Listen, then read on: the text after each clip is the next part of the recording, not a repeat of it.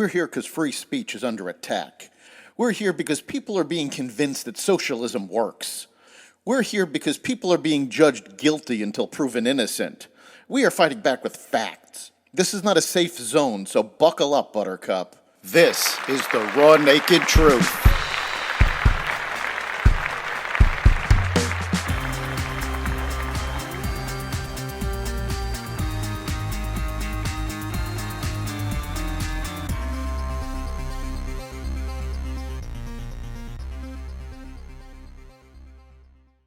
It's a roller coaster market, bear, bull, recession, what you need to know.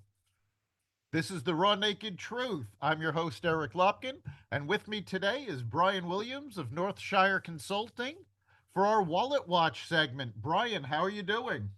Doing just fine. Great to be on again. Thank you, Eric. Great to have you. So, yeah, the last couple of weeks have been absolutely crazy in the market. Give us your point of view. What's been going on?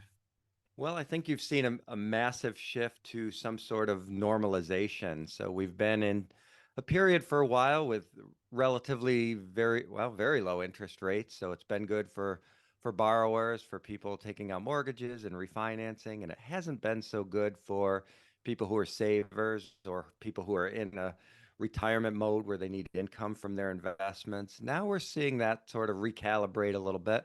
Interest rates are normalizing a little bit, and that's never a very fun experience. It can be pretty jarring, and but it's something that probably happens. So we're recalibrating all of the numbers and all of the spreadsheets. For a while, it was you had that cell on the spreadsheet, which was your borrowing cost, and everybody's kind of ignored that because it was pretty low or close to zero. And now it's like, oh, that's actually a big expense. And you've got companies that may have to refinance some debt, and now that's an issue. And people that were investing in fixed income securities just as a stability asset are now able to pull some income off. So it's good for them, but a lot of recalibration, I think, is probably the key here going into the fourth quarter.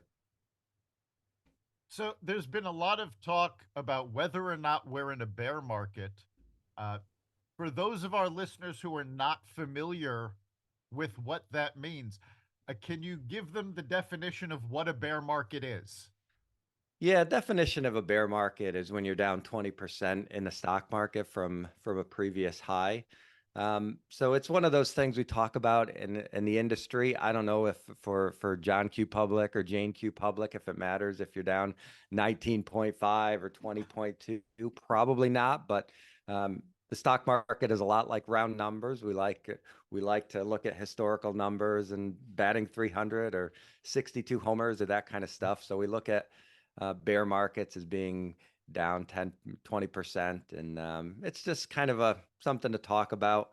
But, we're definitely uh, off our peaks now significantly. And people who've had to deal with this, it's not comfortable. We talked a little bit about, before we started recording, about people who are approaching retirement or in their first few years of retirement, how stressful that's been. And a lot of folks have had to go back to work because you're dealing with the increase in all of your costs with inflation, but you're also dealing with calendar year 2022. You've got the stock and the bond market down significantly, which is extremely rare. So the confluence of those three issues have made it very difficult for pre-retirees and recent retirees, really.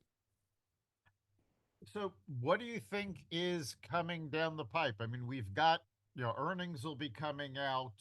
We've got uh, the GDP numbers coming out soon. How can people deal with all of this?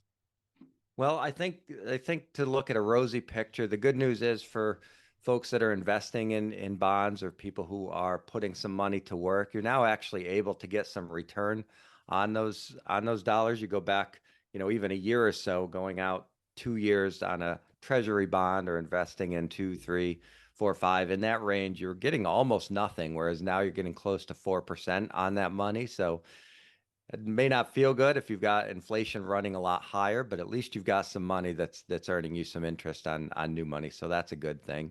From a recession standpoint, I've seen a few surveys, and most CEOs, CFOs are calling for probably a recession in the first quarter of 2023. Some calling it in the second quarter 2023, but I think that's what a lot of folks have factored in. And really, that's not necessarily always a bad thing. I mean, that's what the Fed is trying to do when they raise interest rates. They're trying to slow the economy. So they're running that balance of trying to fight inflation, but not trying to have the economy and the stock market fall apart too. So it's a difficult balance, but hopefully they'll get through it okay. Yeah, they're trying to manage a soft landing for the economy. Whether or not they can do it is anybody's guess. One last thing I just want to touch upon with stock prices falling as they are. Yeah, a lot of people tend to panic, but if you're not about to retire, this is not necessarily a bad thing. And can you explain the concept of dollar cost averaging to our listeners? Sure. Yeah. The simple example of that is folks who are saving through a workplace retirement account, like a 401k, and they have money going in every couple weeks, every pay period. And when the stock market is a little bit higher, they're buying less for that same amount of money. And when the stock market's lower, they're buying more. So you have to sort of change that mindset. If you think about, let's say, in terms of gas prices, right? You're buying a lot less with $20 in gas than you were buying a couple years ago. So if you're on that same dollar amount, you're able to buy more as the market goes down. So it's actually a good thing. I mean, ideally, your ideal scenario is to have the market stay down the whole working career and then actually have it go up when you retire and, start to pull off the income. I mean, obviously that's your ideal scenario, but most people feel comfortable when the market's going up and their statement goes up every time. And we haven't really had a lot of down markets. You got somebody who's 40 years old now. They really haven't experienced any significant downturn. You're down about 39% in 2008. I mean, that's 14 years ago. A lot of those people were kind of just starting their career at that point. So from an education standpoint, you have to walk those people through it and tell them this is a normal adjustment. The price to earnings ratio, which is deciding whether the stock market is expensive or not, that's closer to historical averages. Your bond yields are more closer to historical averages. So that sort of recalibration and getting people back to normal numbers is probably a good thing. And dollar cost averaging, buying in over time, sort of evens out your price purchasing points for stocks in the stock market. So it's actually a good thing if you're in that accumulation phase to have the stock market go down a little bit. Absolutely. Like any situation, there's the good with the bad. You have to take the entire picture into consideration. Well, Absolutely. thanks for being with us, Brian. That's the Raw Naked Truth. Catch every episode of the Raw Naked Truth at xvadio.com/podcasts, the Apple Podcasts app, Google Podcasts, Spotify, iHeartRadio, Stitcher, Amazon Music, Audible, and wherever you find podcasts. We'll see you next time.